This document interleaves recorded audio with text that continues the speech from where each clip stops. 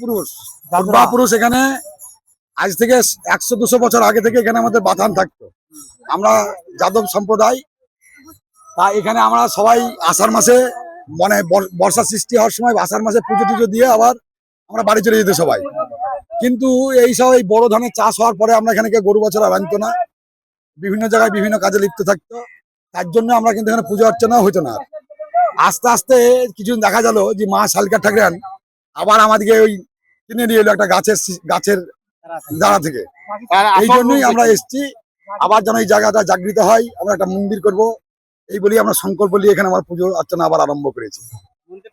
মন্দির অবশ্যই হবে, আমাদের সবাই আমাদের আশেপাশে যত ঘোষ সম্প্রদায় আছে প্রত্যেক গ্রাম থেকে প্রত্যেক লোকে যে যেটা পারবে সাহায্য দিয়ে এখানে মন্দির করে একটা কল বসিয়ে এখানে একটা ভালো জায়গায় তৈরি করে দিয়ে যাবো।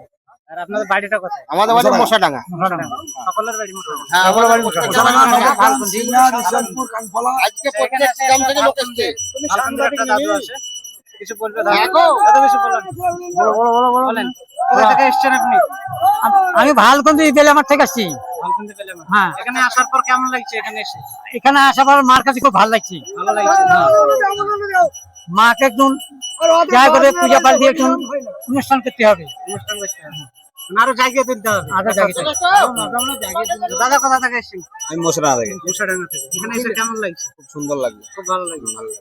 তো আরো যজ্ঞেশ্বর হতে হবে এখানে। হবে তো। আর মন্দির? মন্দির তো হবে। সবই তৈরি করতে হবে। সংকল্প নিয়েছি আমরা। সকলের সাপোর্ট আছে এখানে। হ্যাঁ, সকলের। এই দাদু কোথা থেকে এসেছেন আপনি? আমার বাড়ি আমজোয়া থেকে এসেছি। আমজোয়া। হ্যাঁ, মা শালিকার যদি মহিমা থাকে তাহলে অবশ্যই এখানে হিন্দু বর্গ যারাই আসছে ধারে পাশে তারা সবাই যেন এখানকে জাগিয়ে তোলে এবং মা শালিকা ঠাকুরান যেন তাদের সবার ভালো করে। হ্যাঁ, এই বলে আমি বলবো। খুব ভালো লাগলো দাদুর কথা শুনে। আর এখানে অবশ্যই মন্দির হবে, এটা সকলের একটা দাবি। মন্দির হোক, আমরা যেমন পারবো সে তেমন যাই হোক চাঁদা স্বরূপ দান করবো। ঠিক আছে। হ্যাঁ, মা শালিকার নামে। ঠিক আছে।